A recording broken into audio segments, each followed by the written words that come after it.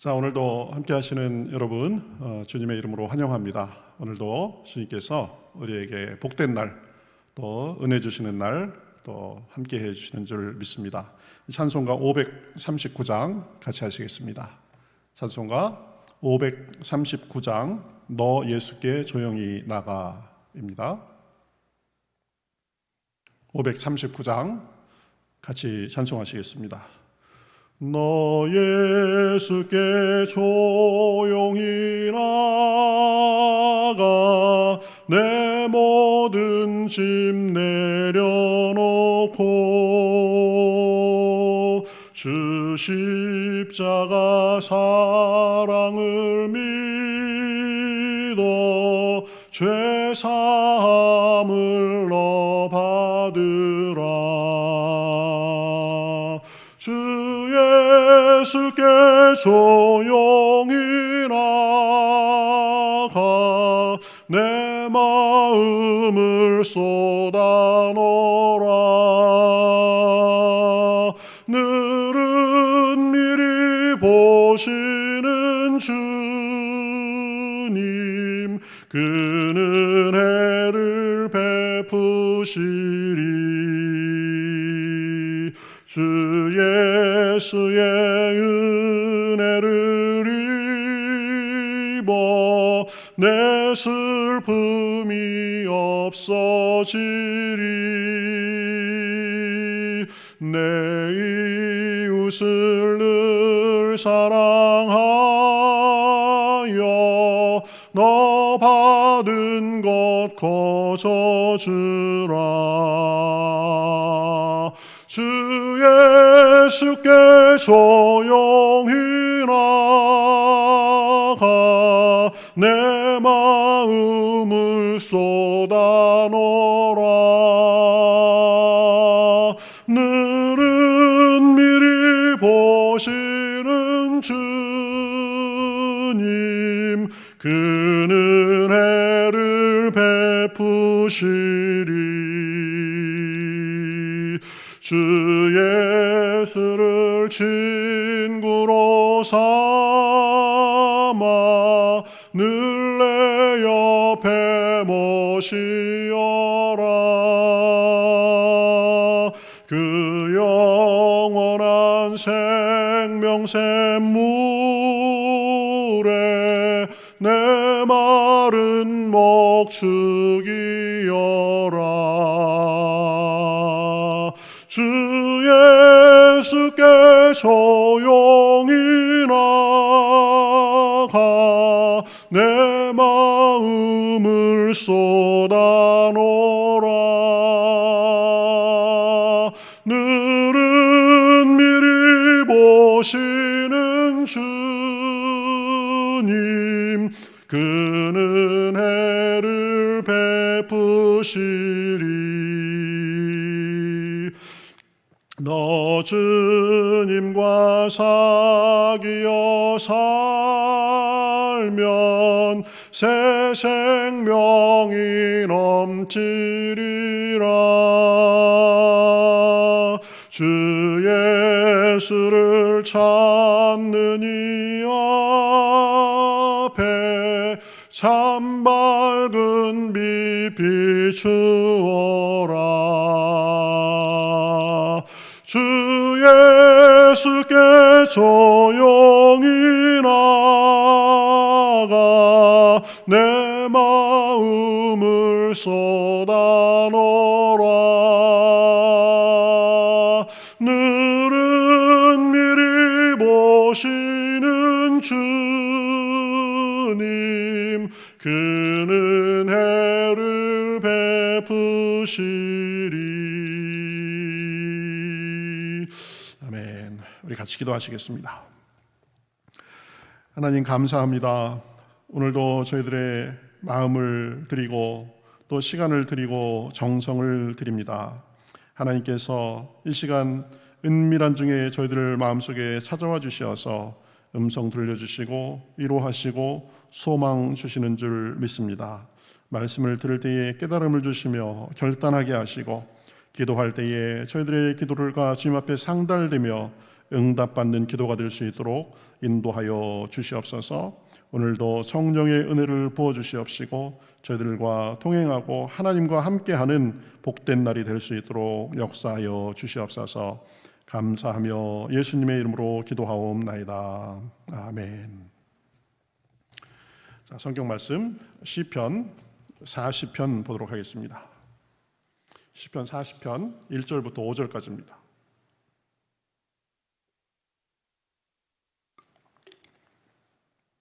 시편 40편 1절부터 5절 같이 보시고 제가 봉독하겠습니다.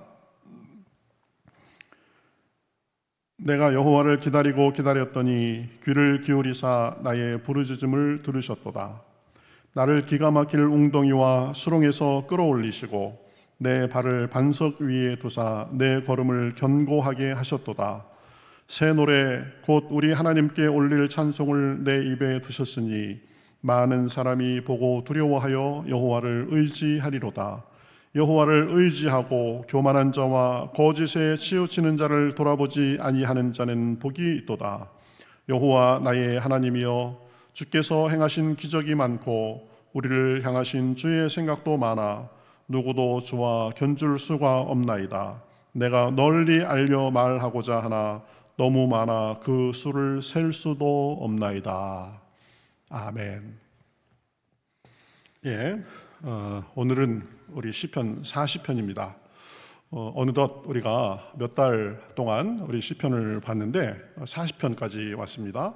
그래서 4분의 1 좀 더한 거죠. 150편인데 쭉 아마 계속 보고 중간에 필요에 따라서 또 다른 우리 내용도 조금 이렇게 보다가 그렇게 할까 생각하고 있습니다.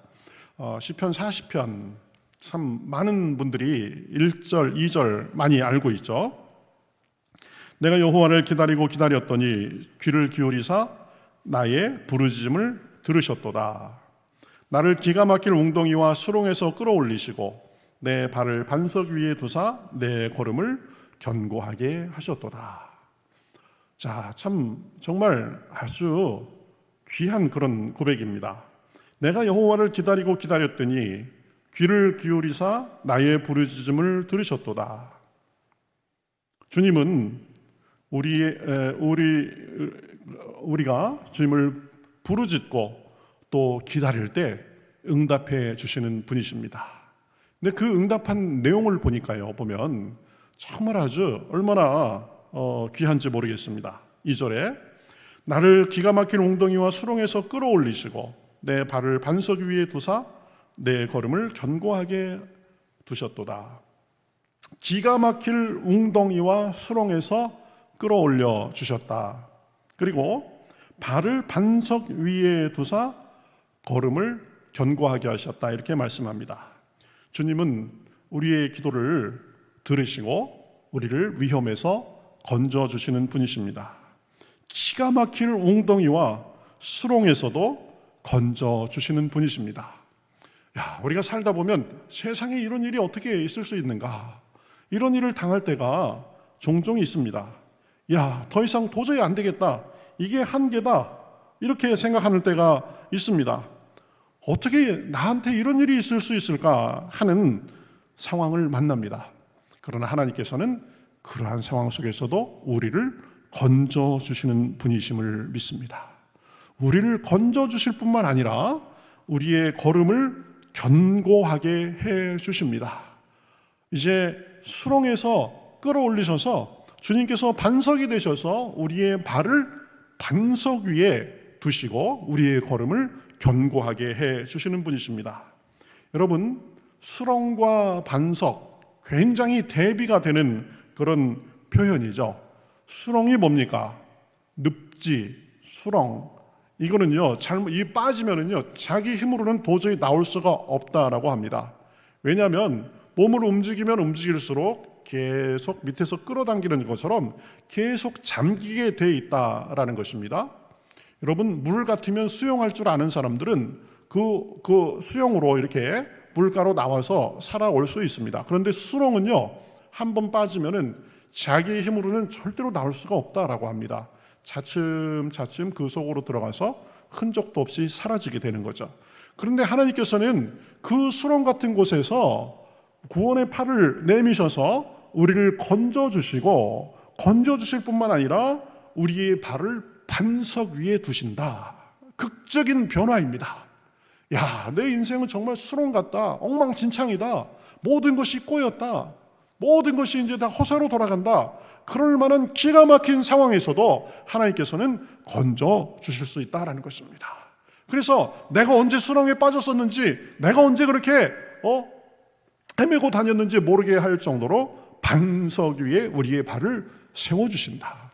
이것이 기독교의 힘입니다. 이것이 하나님을 믿는 백성들의 고백입니다. 여러분, 우리가 그러한 극적인 변화, 우리의 한계를 극복할 수 있는 그것을 경험하기 위해서 할 것이 무엇입니까? 기도하며 기다리고 기다리는 것입니다. 기도하고 한번 기도하면 되겠지 그러는 것이 아니라 기도하고 또 기도하고 기다리고 또 기다리는 것입니다. 끈질기게 응답이 올 때까지 포기하지 않고 기도하는 것입니다. 이것이 여호와를 기다리고 기다렸다라는 것의 의미라고 할 수 있는 거죠. 여러분, 기도의 응답은 얼마나 포기하지 않고 그 기도를 지속하는가에 달려 있습니다. 많은 경우에 하나님께서 우리가 몇 번 기도하면 들어주실 때도 있습니다. 그러나 또 더 많은 경우에 보면 우리가 오랫동안 기도해야 되는 일이 굉장히 많이 있습니다. 오랫동안 기도하다 보면 지치고 낙심되고 실망해서 그저 어느 정도 기간 기도하다가 기도도 안 되나 보다, 하나님도 별 수 없나 보다 이렇게 생각하면서 포기할 때가 있습니다. 그러나 여러분, 끈질긴 기도 속에 하나님께서 역사하신다라는 것입니다. 이 시편 기자도 보면 기가 막힐 웅덩이와 수렁에서 건져주셨다라고 했는데 내가 여호와를 기다리고 기다렸다라고 이렇게 고백하는 거죠. 여러분, 기도하면서 결코 포기하지 않으실 수 있기를 바라겠습니다. 나의 시간표와 나의 기대대로 되지 않는다고 해서 하나님이 듣지 않으시는 것이 아닙니다. 하나님께서 분명히 우리의 기도를 들으시고 응답해 주시는 때가 있는 것입니다. 주님께서 우리 끈질기게 기도하는 것에 대해서 말씀하시면서 과부의 강청 기도에 대해서 말씀하셨죠. 이 과부는 억울한 사정이 있는 사람이었습니다. 그래서 자기의 그 억울한 원한을 풀어달라고 재판장에게 간청합니다. 근데 이 재판장은 공의로운 그런 재판장이 아니고 불의한 재판장이었습니다. 아이고, 이 과부 같은 거 내가 사정 봐줘서 뭐 하겠나. 그래서 무시했습니다. 근데 이 과부는요, 보면 포기하지 않는 사람이었습니다. 또 찾아가고 또 찾아가고 또 찾아가고. 그러니까 재판장이 뭐라고 그럽니까? 내가 의로워서가 아니라 저 사람이 오는 것 때문에, 오는 게 귀찮아서라도 내가 들어줘야 되겠다라고. 그래서 과부의 그 끈질긴 기도를 들어줬다. 우리가 기도할 때 그렇게 기도해야 된다. 예수님께서 말씀하신 거죠. 예수님께서 사역하실 때에 수로보니게 여인이 이제 예수님께서 길을 가고 있는데 먼 발치에서 간구합니다. 딸에게 제가 귀신이 들렸는데, 제 딸에게 귀신이 들렸는데 이 귀신 좀 쫓아내 주십시오. 이렇게 소리 지르면서 간구합니다. 예수님이 첫 번째 반응이 뭐였죠? 못 들은 채 하시는 것 같이 하셨습니다.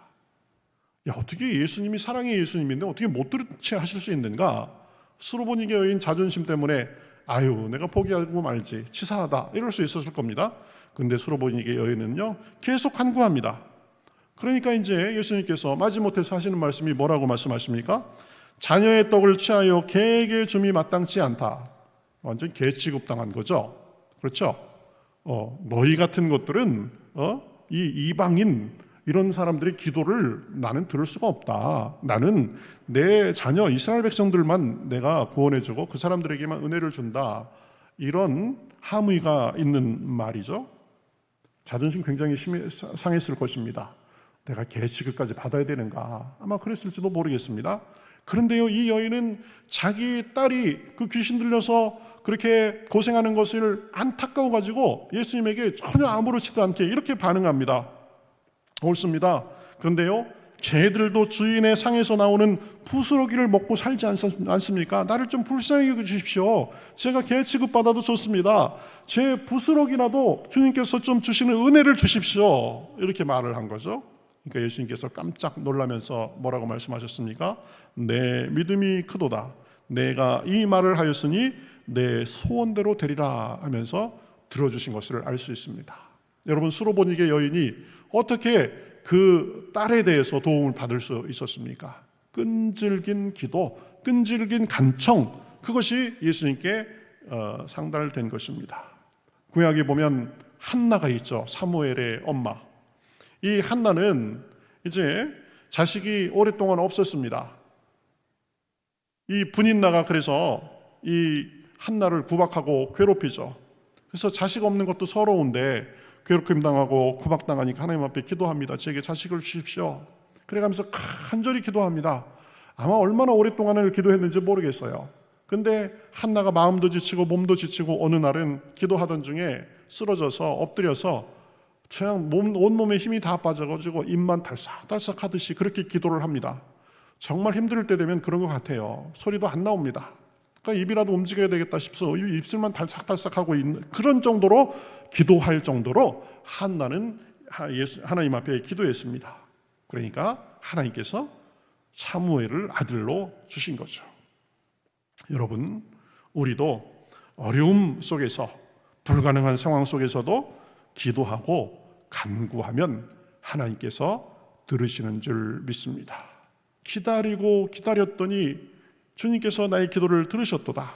그래서 야고보서에서는 이렇게 말씀합니다. 의인의 기도는 역사하는 힘이 크니라.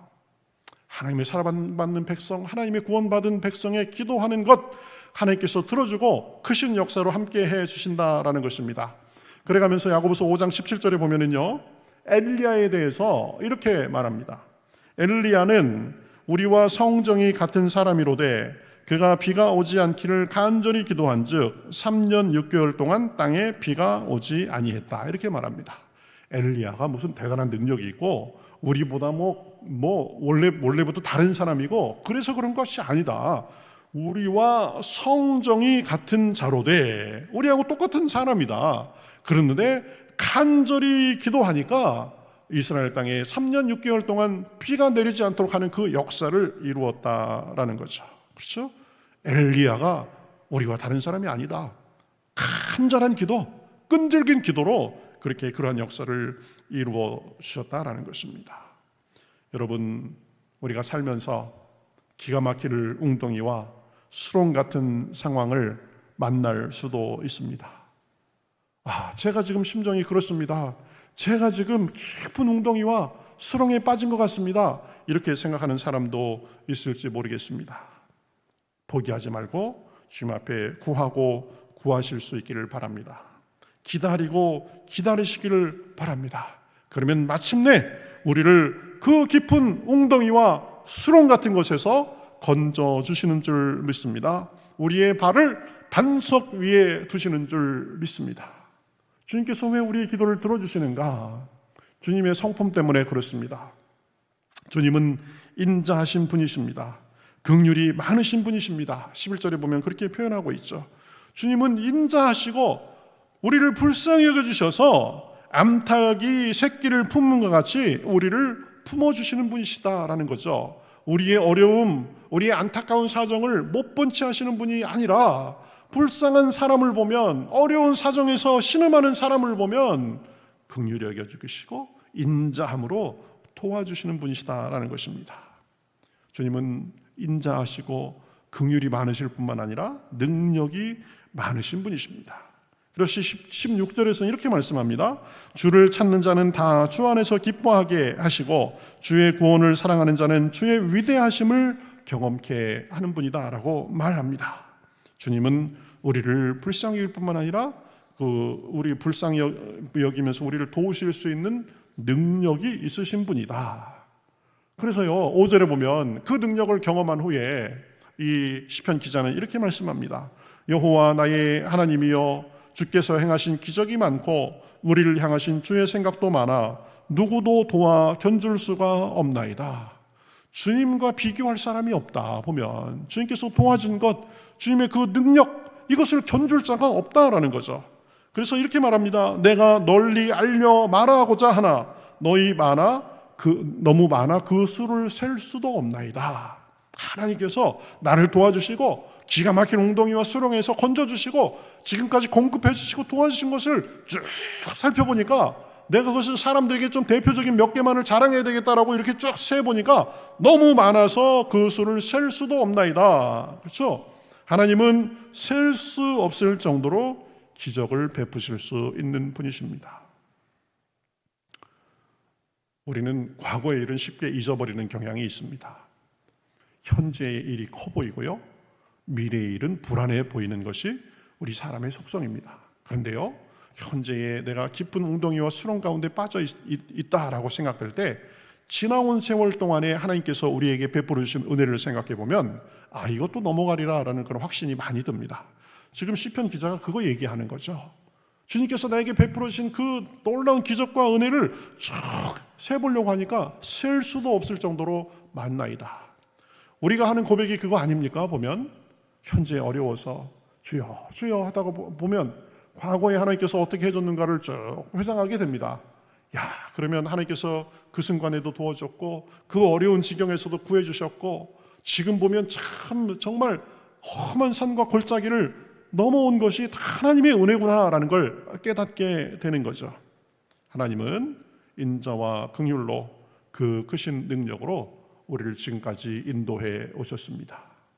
우리가 현재 당하고 있는 그 깊은 웅덩이와 수렁 같은 곳에서도 건져 주시는 줄 믿습니다. 그래서 이제 그 은혜를 기대하고 그 은혜를 경험하면서 3절에 이렇게 말씀합니다. 새 노래 곧 우리 하나님께 올릴 찬송을 내 입에 두셨으니 많은 사람이 보고 두려워하여 여호와를 의지하리로다.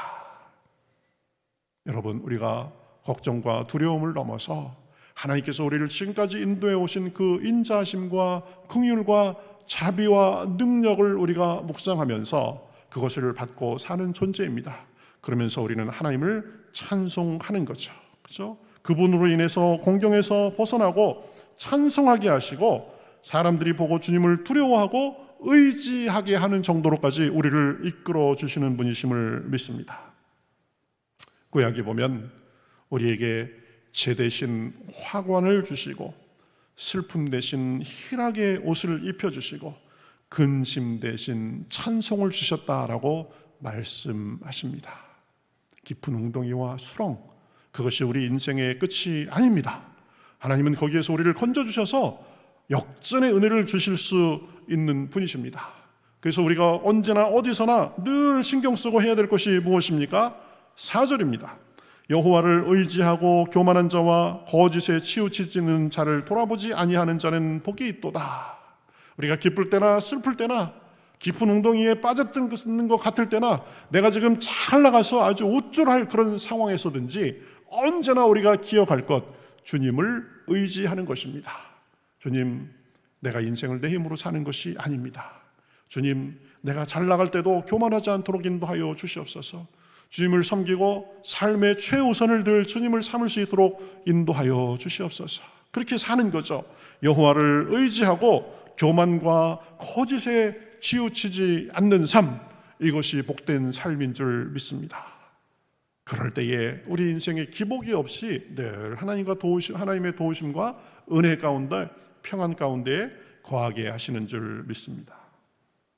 기가 막힐 웅덩이와 수렁에서 건져내 주시고 우리 발을 반석 위에 두시고 우리의 걸음을 견고하게 하시며 우리 입에 찬송을 주시는 분이 하나님이십니다. 그 주님께 아뢰고 끈질기게 기도하면서 주님의 도움을 받으며 사실 수 있기를 바랍니다. 주님은 우리 기도에 신실하게 응답해 주시고 우리에게 가장 적당하고 좋은 것으로 함께해 주시는 분이십니다. 때로는 그 응답이 우리 시간표대로 우리가 바라는 대로 되지 않는다 할지라도 그것이 주님께서 우리를 버렸다라는 그런 것이 아닙니다. 주님은 우리에게 가장 좋은 것을 예비하고 준비하고 계시는 줄 믿습니다. 그래서 갈라디아서 6장 9절에서는 이렇게 말씀하시죠. 우리가 선을 행하되 낙심하지 말지니 포기하지 아니하면 때가 이름에 거두리라. 선한 일을 하면서 힘이 빠질 수도 있습니다. 정말 목표를 가지고 기도하고 열심히 노력하다가 그것대로 안 되는 것 같아서 곤경에 처한 것 같은 상황이 있습니다. 그러나 말씀을 기억하십시오. 우리가 선을 행하되 낙심하지 말지니 포기하지 아니하면 때가 이름에 거두리라. 여러분, 우리의 사전에서 포기라는 말은 다 지워버려야 됩니다. 누가 그러더라고요. 기독교인에게 포기라는 말은 없다. 포기는 배추 셀 때만 쓸 수 있는 단어다. 그렇죠? 나 포기하겠다 이런 말은 쓰면 안 된다. 그렇죠? 김장하면서 배추할 때 한 포기, 두 포기, 그때나 포기라는 말을 써야 된다. 기독교인에게 실패라는 말도 없다. 실패는 뭐예요? 시를 감을 때 쓰는 게 실패입니다. 기독교인에게 행동으로서의 실패는 없다. 결정으로서의 포기는 없다. 이렇게 살 수 있기를 바랍니다. 우리가 선을 행하되 낙심하지 말지니 포기하지 아니하면 때가 이름에 거두리라. 늘 주님의 도움을 받는 가운데 주님을 의지하고 동행하며 교만하지 않고 진실함으로 주님을 최선을 다해 섬기는 가운데 우리를 깊은 웅덩이와 수렁에서 건져주시고 새 노래로 찬송하게 하시는 그 주님, 그 은혜를 날마다 누리고 남음이 있을 수 있기를 주님의 이름으로 축원합니다.